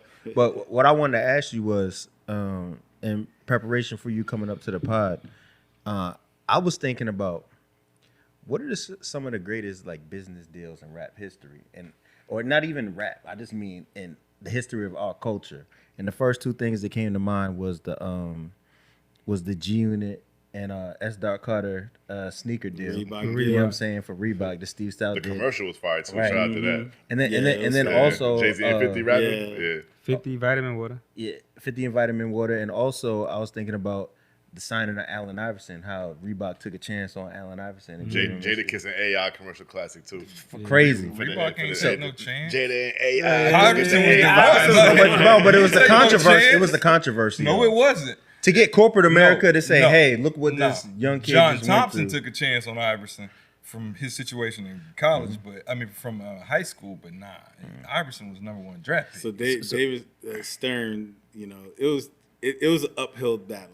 Right? Yeah. It got to that point because you know then they put in the dress code. You had to dress a certain Tried way. to hate on AI. You know, they tried to hate on it, but again, the people said something different. The baggy suits was crazy, by the way. But anyway. No, but It was a moment. It was a moment. It was a moment. that's hilarious. But the reason I asked that though is I want to know from you, what do you think are some of the greatest deals in the history of our culture that people don't really talk about or shine light on? I think you named the whole. Like if you're talking inception and beginning, like that was big. You know what I'm saying? Everything that you said, and then even with Fubu and having LL Cool J in a Gap commercial rocking Yeah. Fubu, and they didn't know it. You know what I'm That's saying? crazy. Like, That's a that was fact. crazy. Yeah. But like, you know, currently, I think you can't go without saying what Kanye did for Adidas and Nike And Nike. was next level. I think that was huge. Yeah, Oh, you know, Beats. Dr. Dr. Dre, Dre and Beats. Yeah, you're right. yeah. and Beats. It sounds like $2 billion, right? Oh, that's one of the ones. No, that's you one of the you remember the biggest story in the world. though. It's yeah, somebody said it. Dr. Dre told Tyrese, he Tyrese, said it and then Tyrese said it too early. So they took bread him off a the couple deal hundred so million. Dr. Dre wouldn't be the first billionaire. Wow, I didn't know Yeah, that. they took just enough He bread said off so he what? wouldn't get What a am I- billion. He broke the- he broke the It wasn't news. because of What they you didn't mean? just. It wasn't they didn't just want him to be a billionaire. No, they didn't want It that. was you ruined the announcement. Yeah. You know what I'm saying? And I think So- it was a public company too, so like he messed up the stock and investment. He did too much. No, but I'm saying, but to be petty though, they took off just enough bread so that the deal wouldn't make him a billionaire. So that he couldn't say I that. don't think it's because of You that. ruined my announcement, I'm ruining your announcement. No, Speaking of ruining stuff, AI is the reason why I scaled back from watching sports, because once that ref came out on 60 Minutes, it's impossible to find the joint. But once that ref came out on 60 Minutes, Tim of like, Donahue. Yeah. huh? Saying he was helping. He was cheating. Like Fixing how games, how there was fixing games. He was operation. gambling, cheating. Even the CEO of the owner of the NBA was in on. We have to get AI out of the league. Like, we're not gonna call his calls. We're gonna call calls on him that he did not commit. We have to make it Yeah, you to ain't where see he that? leaves the league. Yeah. This Yes, is crazy. bro. Once I saw that, I'm like, oh, I'm never watching sports ever again. Yo, I have a question. Shit is rigged, bro. I have a question. Because we talk about this all the time. We just be here just cutting up, right? Watching, going down the rumor mill of like rap deals with Diddy and Dame and all these guys. And I have a question, just to, so we can gain some clarity, right? What is your definition of bad business? That's a good question. I guess give me a little bit more context. All right, so Give me an context. example, Context. and I can tell you bad deal. No, Why you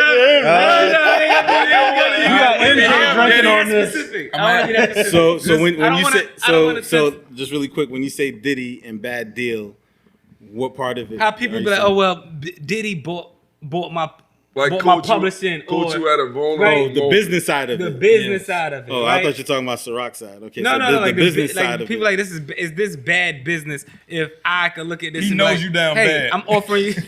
I think bad deals are, but it's a capitalist society. Right.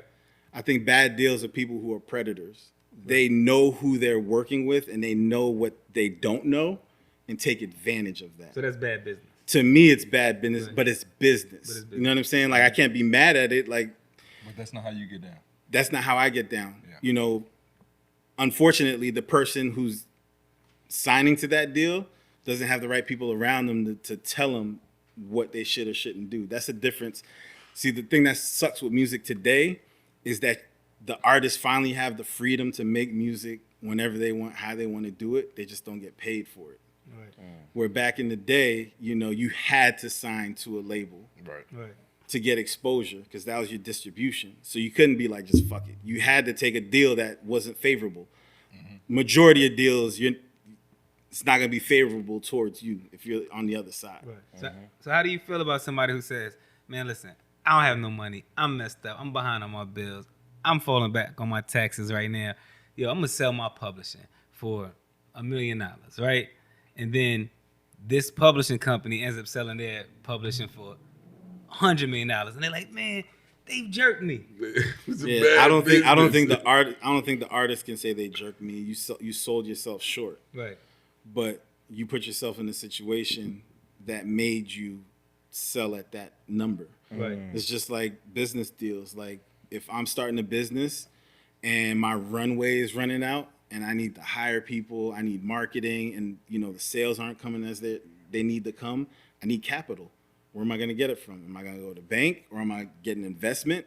Like those deals aren't going to be favorable. Right. But I have to do it if I believe in myself enough. I'm going to do that bad deal because I created this and I know I'm going to be able to create another one. But I'm just going to get myself to that point to be able to create another one. So a bad deal could be a good move if you understand. 100%. The problem is most people do the bad deal and they just blow money. Right. That bad deal becomes popping bottles, buying watches and clothes, spending on people and not reinvesting in you and your mindset and you. Yeah. Kanye reinvested in himself. He said, I'm not taking that deal or F that. This is what I believe. And he was able to keep replicating and doing that over and over and over again. You know what I'm saying? Because he invested in himself. He's like, if you're not going to teach me, I'm going to pay and buy into this. And, he's had stories where he's wanted people, from the fashion industry to pour into him, but now he's gotten to a point where he does it himself. So, PC, just so you know, because I don't know if you heard this, me and MJ had a back and forth, and we was talking about trivia today, right? Here we go. And it was proposed to do a speed NBA trivia at the end of this, right? So if we're going to do this, I just thought about something. Y'all have 3 people on your team. I don't watch NBA. It don't matter. Y'all got 3 people on your team. I don't watch. Who else connected to the pod knows about the NBA? Okay. Hey, yo, Eli! Here we go. Yo, he came with the hoodie down.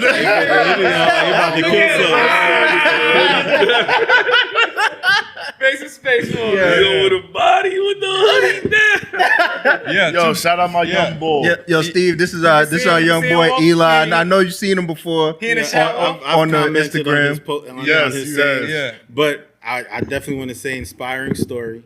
You know what I'm saying? Glad to see you, push through and continue to push forward. That's love. And being who you are, man. Appreciate so it. continue that. Yeah. And congratulations on your first episode with Jim Jones. Jim Yeah, Jones, yeah, that's yeah.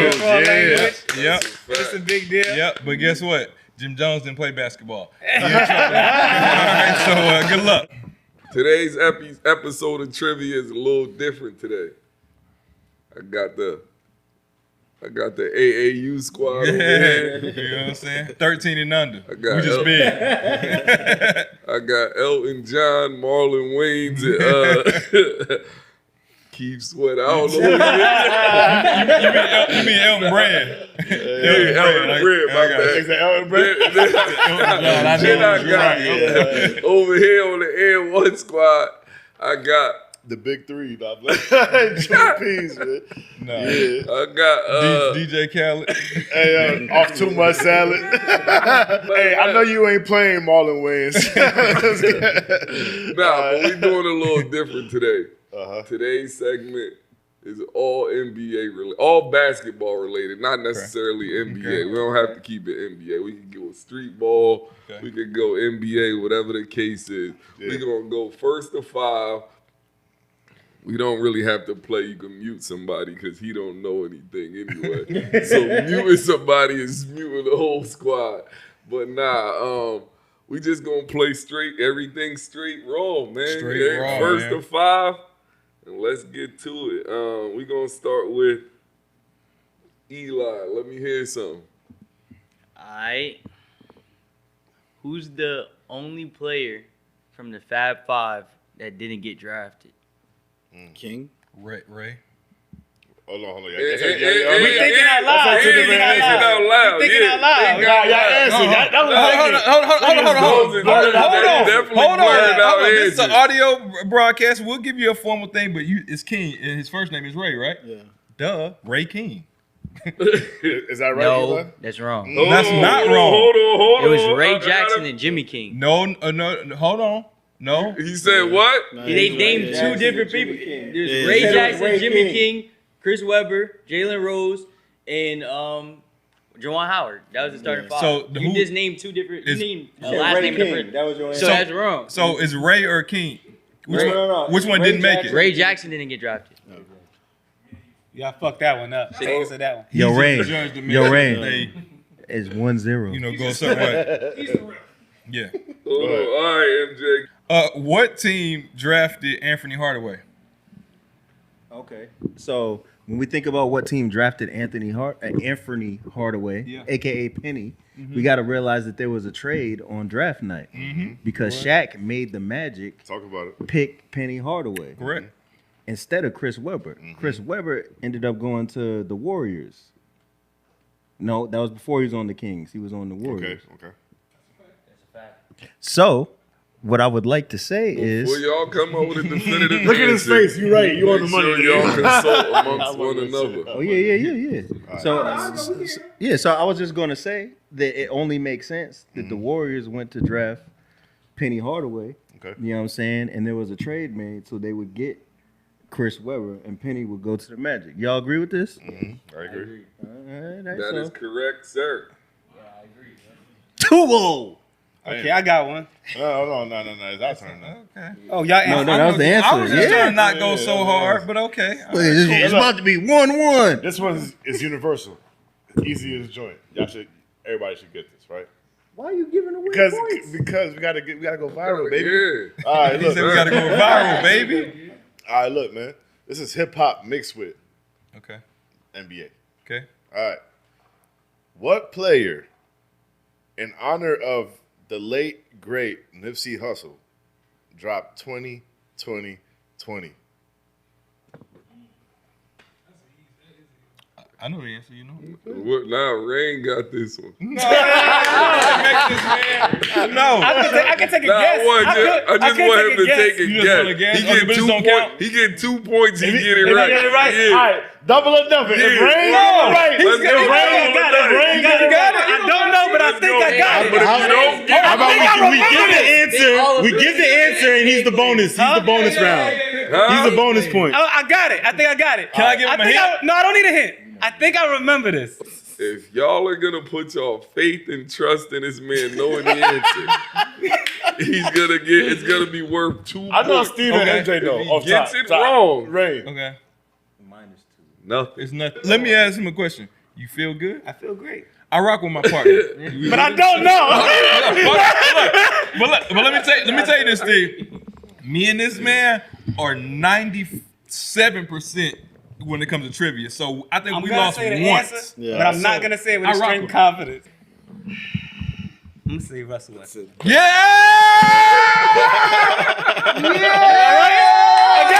Yeah, you got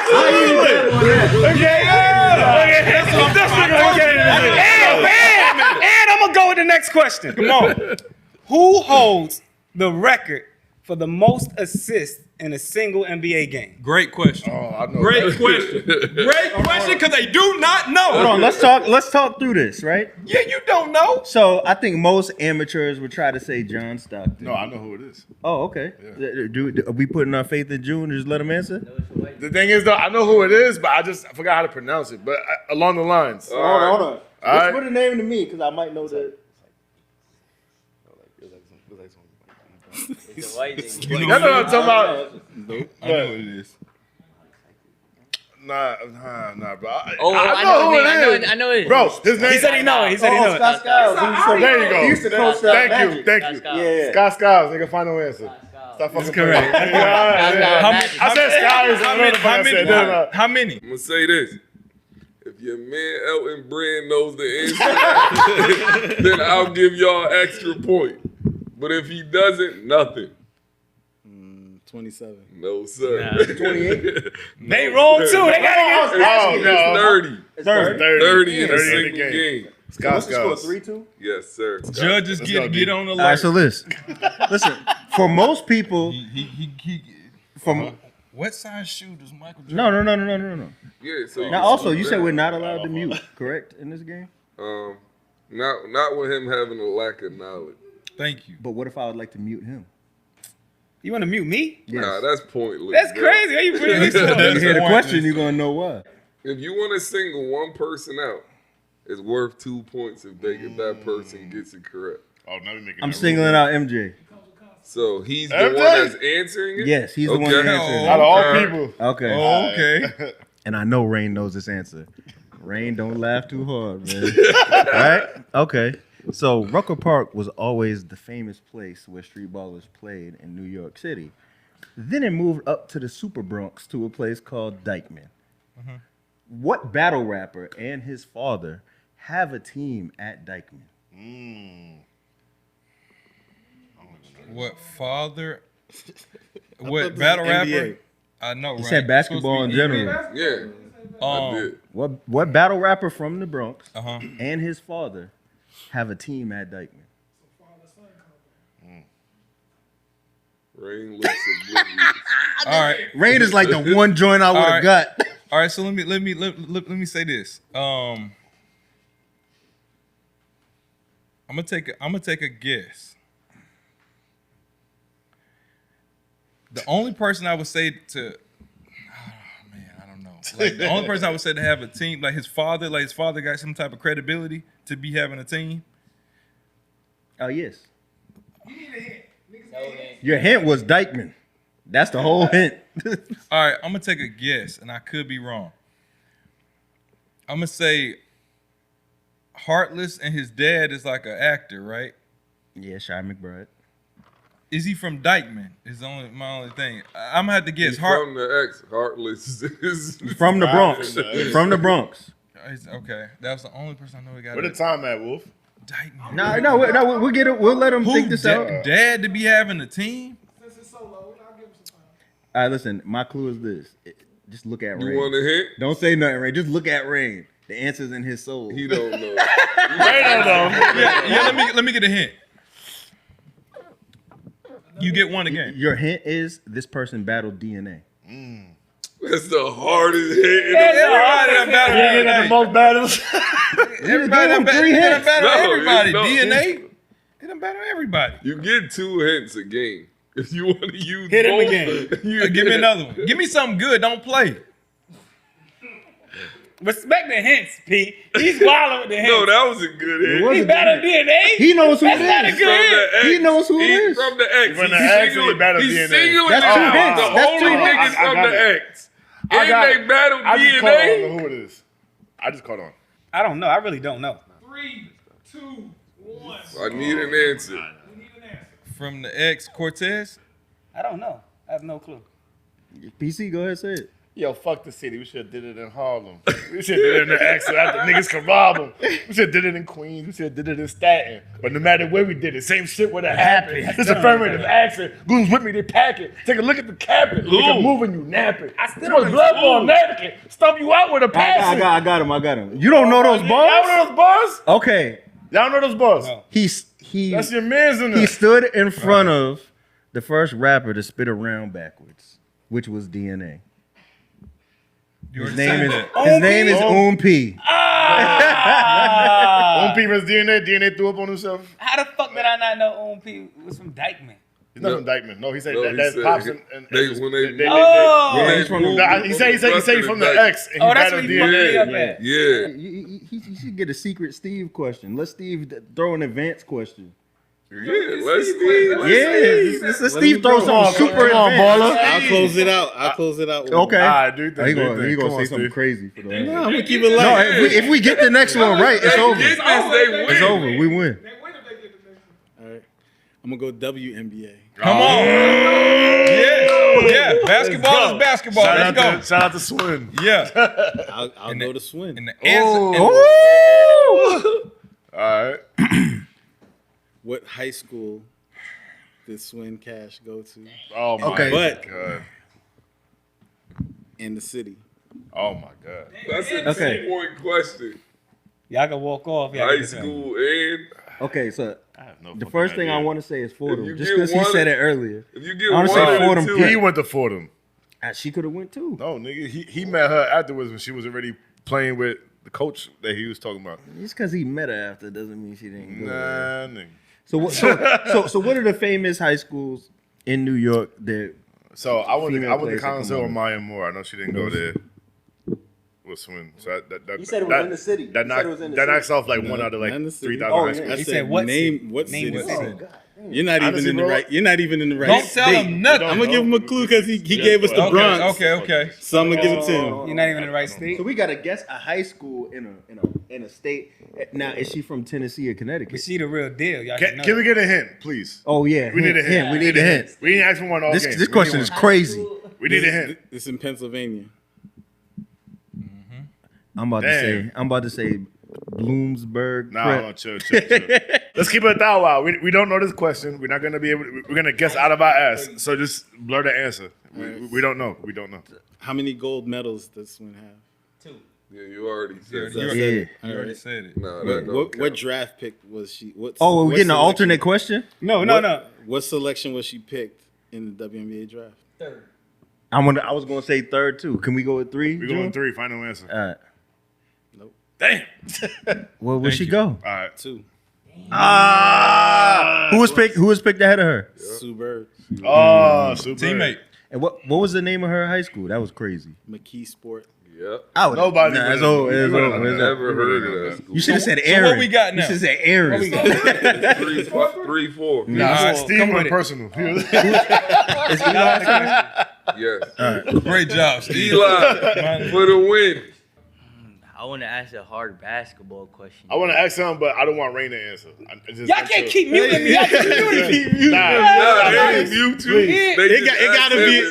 He's so on him. They just asked him for Nah, hold up. It's just a bonus question, Yeah. but for y'all two, because Rain knows for sure, 100%. This can't be a battle rapper. I know you know. I'm out. Me and you talk. No battle All right. rappers. No. So, what top 10 NBA player of all time is the godfather to a very well-known rapper? And the rapper was signed to one of the hottest labels ever. 2 of the hottest labels ever. Yeah. I'm actually surprised. No, it's just- that it's- doesn't it's- know. I know the answer. I just like it's he not know. popping up in my head. I know. I can't answer. They muted me. You just The biggest hint that you could ever get is that Rain knows. And you know Rain don't know nothing about basketball, so why would Rain know How would this? Rain know out of J. everybody? Cole. All right, so think about the top 10. You got to be talking about Shaq. You got to be talking about Mike, LeBron, Kobe. And who were their Steph. guys? All right, Stop look. there. Just stop Okay. there. We know the top 10, nigga. Who is Who were it? their Stop. godchildren? It's not LeBron. Who were their Is it? godchildren? It ain't Mike. Come on, Wolf. We need it. It's we got need it's got to be I need- it's got to be Shaq. Shaq, the only one that seemed cool enough with regular people. Is that your final It's a answer? 2-part question. You got to name the player and the rapper. Who is Shaq's god? Yeah, I don't. Your hint was Rain knows. That's it. Come on, Go bro. ahead and answer. This is a bonus question. If you were to I'm gonna answer it. Ray, No, go It's ahead. Corey Guns, man. yeah, Shaq is Corey Shaq? Guns. Corey uncle. Guns. Corey It's Guns. Shaq. Shaq is Corey Guns. Oh yeah, Godfather, because Peter, yeah. because Peter Peter Guns, Guns, yes. and I thought you Jersey knew and that that. connection. Yeah, Okay. yeah. Final Go All right, question. go ahead, Eli. Eli. Go ahead, Eli. To close us out. Potentially. Nah. He's holding. I don't think so. The first basketball game ever. Damn. What type of ball did they use? Like material? No, he's talking about brand. Oh, okay. The brand? What type of ball did they use? You asking the brand? I'm asking what type of ball did they use. That's very vague. That's very vague. Are Be you? more specific. Is that your answer? No. Hold Hold on. on. He's on my team. I don't even know what you're saying. What He's- type of ball Well, did he's they saying, use? did they use a volleyball? Soccer ball, volleyball. Hold on, Yeah. I'm gonna be real. So it wasn't a He, basketball. he obviously. asked the question exactly how he should have Right. asked it. What type of ball did they use? What type of So it's ball? either a volleyball Could or be a- fucking soccer ball. No. It was a different type of ball. Matter of fact, it didn't even bounce. wasn't there. So it wasn't. The leather balls didn't bounce. Yeah, the leather balls didn't bounce, but I don't even know if it was a ball. It wasn't. It didn't bounce. I know that. And they shot Dr. into a James basket. Naismith made it, so it didn't bounce. What's that You say Jeopardy it's not song though? pigskin. Yeah, Is that a valid question? It is. yeah. How about this? You know we had Ain't used. no how about. You know we had used. I'm undefeated. You in know this we had game. used. Skip. Yep. That's what we had. That's scared of you. Fact. Go ahead, dude. Yeah, come They on. get Off him. But Let's tell go with them another one. they have the It was option a soccer to skip ball. it. That It was is a soccer I was ball. gonna say soccer ball too. I said But just went with it. yeah, I should've ask, blurted it out. ask another one. This basketball player. All right, name this basketball player who was once LeBron James' teammate that scored 100 points in a high school game. Oh, I know this answer. I know too. I'm from up north, so this should be easy. I can actually Oh, see I know Randall. this answer. I know this answer too. Consult out No. loud. He went. Consult Hold on. out Hold on. loud. I'm gonna tell you what the answer is. He went to Memphis and played for Coach Calipari, and I had nightmares about him because there was no internet like that then. So you had to just read this. So reading this in the source, and this is our error. When you read about Dwyane Wagner scoring 100 points, and he broke his arm, and he averaged 35 with his left hand. And another fun fact about Dwyane Wagner. Dwyane Wagner was invited to Nike's senior camp as a freshman, and he averaged 50 points a game in a Nike camp as a freshman. And the first two possessions of the camp, he came down and shot from half court with his right hand, and the next possession he ready to go shot home? with the With his left hand Y'all and ready made to them go both. home? Dwyane Wagner, and he has a son who's ranked number in the top 5, and his son, Dwyane Wagner Jr., is fire. Y'all ready to go home? Yeah. Yo, So that's 4. can I solo somebody? Thank you. Can I know solo Dwyane. somebody? Dwyane's that guy. I want to solo somebody. If he solos someone, And they get it right, y'all, they because get it y'all right, win. they won the game. Y'all won the game. But they also have the option to skip. This is a bonus. It don't- I know, we can you got skip. one. Yeah, we can skip Oh, this. it's 2 bangers. It's over anyway. Okay. Look, I got a banger for y'all. Oh, no. All right, we right, might right. get to use Right. it. We going back to basketball. Okay. Michael Jordan Yeah. had a sneaker Yeah. that was banned from the NBA. Okay. This is for you to answer. No matter of fact, it's not for you to answer. It's for you to answer because you seem super confident. Let's go. What sneaker did Michael Jordan have that was banned from the NBA? The first ones, nigga. Time out. It is not the Jordan 1. What's Dan's? No, that's the wrong answer he just gave. That's the wrong answer he just gave. He didn't say that's my on. answer. Skip. But He already answered. no. He didn't say it was his final answer. No. He didn't say it was his final answer. He said it, man. Confident. He said the first one. Prior to them asking this question, the score was 4-3. After asking this question, the score is now 4 even. He answered before my man completed the question in its entirety, so he didn't wait for him to give the hint at the end of the question. Eli said He he jumped the gonna bring us gun. home. It is what it is. Now it's back on Yeah, y'all bro. to ask Bring us home. No, we had 4. We was already at 4. No, Yeah, it was wait. 3 to 4. Alright. No, this was game. We had 4. It was 4. Right now? Yeah. Before we been had 4-4. That is game. And then they answered the Wine which they made it 4-4. That's game. Yes. That is game. Hold on. MJ is volunteering to give a question. No, he's not. Yes, That he is. He already said, said it. if y'all Just like get you it already right, said it. He already y'all said can win the game. Okay. So, Watch this. ask the Watch this. question, Watch MJ. this. If they Watch get this. it right, Watch Lock this. in. Lock in. Watch this. Lock in. Okay, but watch this. Lock in. Lock in. We already won. Lock in. No, you no, didn't. y'all you did didn't. not. Okay, all right, watch this. You know what I'm gonna do? He I'm gonna gonna say talk it. to my teammates. What y'all wanna do, teammates? Game. Look at Let them niggas ask their bonus questions. Whatever you feel like doing. Game. We walking on? Unless, Hey, as we say on the court, who got up next? They all. Hold up. It's over. Hold up. The answer is the Nike Air shit. that's a Yeah. fact. All right, look. All right, And look. do you want my other question? Go ahead. No, nigga, I had Eli. That's just what you just saw was one-on-one ball with the elbows. Check it from over there. yeah. Nasty street ball. I don't care. That was street Yo, ball. yo, You no, no. heard? Go ahead. All right, you know, All right, here's what I was gonna ask you. Go ahead, Here's what I was gonna ask you. gang. All right. Kendrick Lamar's cousin Baby is in the Kim. NBA. What? Used to be. Oh. Kendrick Lamar's cousin is a former NBA player. His name is Nick Young. Nick Young is not. Nick Kendrick's Young cousin. is Kendrick Lamar's That's a cousin. fact. Okay. Nick Young has another The cousin. question mark, nigga. Yes. Nick Young and Kendrick Lamar are cousins. Swaggy P. Yes, Swaggy Yeah. P.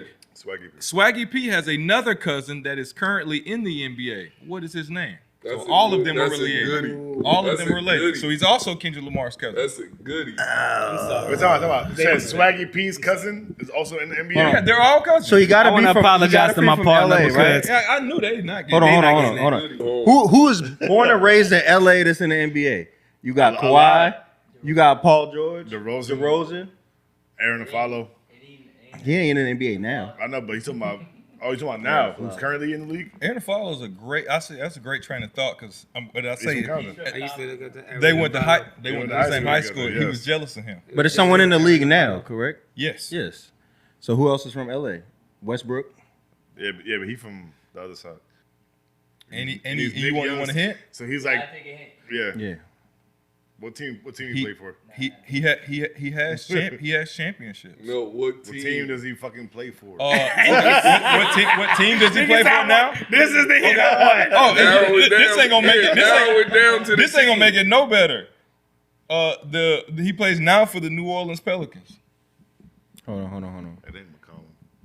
It's not the nigga Grand Theft stealing nigga. What's his It's a name? light skin. Alvarado. He's Spanish, yeah. I know can't grab exactly. it. Alvarado's from New York. Alvarado's Puerto Rican. Alvarado. Watch it be Herbert Jones. He's from New York. He's Christ the Puerto King. Rican. It's Herb Jones. I seen him on Channel 5. It's Herb And Jones. the Puerto Rican It's Puerto Herb Jones. That's our answer. Herb Jones, final answer? Yes. That is incorrect. The correct Herb Jones is from Alabama. You were absolutely. Oh, I didn't know Absolutely. that. I didn't know that. Yeah. Herb Jones It's five. not, it's not CJ anyway. McCollum. It's the other forward. No, What's his who name? it is? It's gonna shock y'all. It's Kevon Looney. Word? Yes, He played for the Pelicans, huh? he does. I'll No, think Right, Warriors. right. Yeah. That's why he said it All ain't right, gonna look. help you. Go ahead, They would've lost Bonus question. Y'all probably already know this, but this is very general question. Before the famous, now exiled from the league, Colin Kaepernick, right? Oh, I already That know the answer. refused. I already know the answer. All right, so MJ is not answering. It's between y'all two. Between Steve and Rain. What NBA player, before the famous kneel down of refusal to the American flag from Colin Kaepernick, That's a good one. before the NFL, the NBA did it first. Thank you. He already said it? answered it. Abdul Rose. You said the name wrong, but I mean, No, that is his It's name. Muhammad Abdul Raif. No, Mahmoud Abdul Rauf, sir. Nigga His name- and his original name is Chris Jackson. Listen, the day Cassidy battled Goods, you know what I'm saying? in the studio. Beasley was like, yo, Direct, I got you to get into the event, right? I was with a famous NFL cornerback at the time. They was basically like, you good, I don't know about your mans. Rain come up, and Rain is like, yo, I got you, come on. So Rain got old boy in, and he was so happy. He just basically bought out the bar, unlimited food. He was so happy. He turns to me and says, "Yo, you from Boston?" I'm like, "Yeah." He like, "Yeah, you know Jaylen Brown is my first cousin, right?" I'm like, "You a Pro Bowler? He an All-Star? Y'all cousins?" He like, "Yeah, family crazy, right?" Who was that NFL quarterback? Who's the quarterback? Cornerback or quarterback? Cornerback. Corner. Yeah, cornerback. He's Jaylen Brown's first cousin. First cousin. Jaylen Brown's first cousin. Cornerback. What team? He played for the Texans and the Jaguars. He played for the Jaguars at the same time Jalen Ramsey did, and they was a lockdown tandem. You know what's so crazy? You know what's so crazy? Jaylen Brown's uncle is Snake, who's Gucci Mane's manager. I want to hear, what college did he go to? Oh, I don't know. But he had a 3-year prom. Like he was good. He was a top 5 cornerback in the NFL This for ain't at no least 3 years. this ain't no Revis Island. No. I'll even give him this one. Name starts with an A. And his last name sound French, like he's from New Orleans. Last name starts with a B. This is one of them LSU's, ain't it? Okay, the dude who used to always be with Frio on 106 and Park. AJ Green. AJ Green? AJ Bouye. His name is AJ Bouye, man. Shouts to Steve Canal. Take a there deep you breath and remember who the fuck you are. Who the fuck you are. Look in the mirror. Hey, yo, Steve. You can be a pawn, but you can turn really into a a king. king. You're really a king. Hey, yo, Steve, before we get up out of here and you say don't quote me at the end of what you about to say is, any last words to the people about what you got going on and One Musicfest and life in general? Yeah, man. First off, this was amazing. Appreciate you guys. Just the fucking wealth of knowledge that you have on music and just culture is fucking phenomenal. Word. Great cast, great group of gentlemen that came together, and then you add the young blood in there. Thank you, who brother. throws that spice in there. So definitely congratulations on this on this podcast and keep pushing. Thank you. You know, One Music Fest, October 25th and 26th. I'm there, by the way. Piedmont Park, Atlanta, there. Georgia. We there. there. We Coming all through there. is gonna be fire. In addition to that, you know, One Venture Group, we just got listed in the Inc. 5000. One of the fastest growing businesses in the United States. Super excited about that. We're in the top half. You know, we just announced and launched the Brandy and Monica tour. You know, Amazing. through our tour. Been waiting for The that. boy is Brandy mine. and Monica, the boy Monster. Yes, sir. Oh, I shit. need backstage passes. Currently, you know, we're doing a lot of stuff with Foot Locker, doing stuff with Procter & Gamble, P&G tours across the country. So catch us on the road. You know, support black business, support us, because we're going to support you and pour back into the community. Before you say don't quote me, I just want to say I'm proud of you, man. Just being a brother from our culture, taking it this far. This is amazing. From like I don't even. It's like your list of shit you've accomplished. Yo, This is crazy. It's like a Gucci Mane. can I say my 2 cents?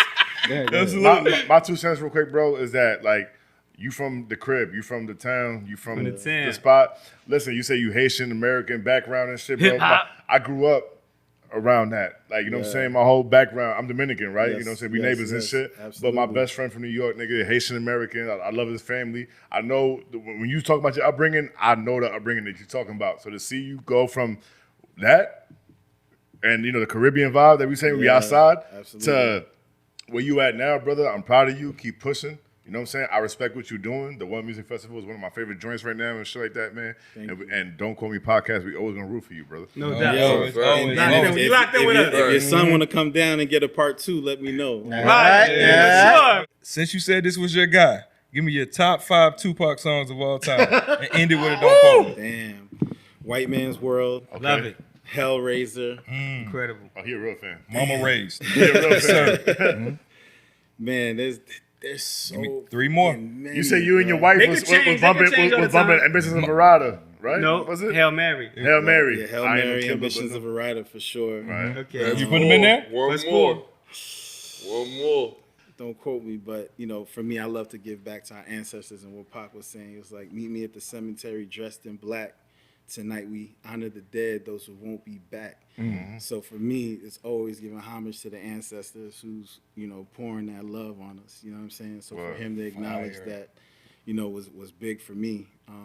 But Mama's Just a Little Girl is another one that I love from Pac as well. Never heard nobody say that. You a real Pac fan because you named like songs opposite of what I thought you was gonna say. Yeah. Amazing. So you definitely like did your homework and shit. Shout out to Pac. Shout out to Steve. Shout out Kabal. to you, Steve. Appreciate it. Take a deep breath Take a deep breath. and remember, Who the fuck you are. let's go. But don't quote me. Next.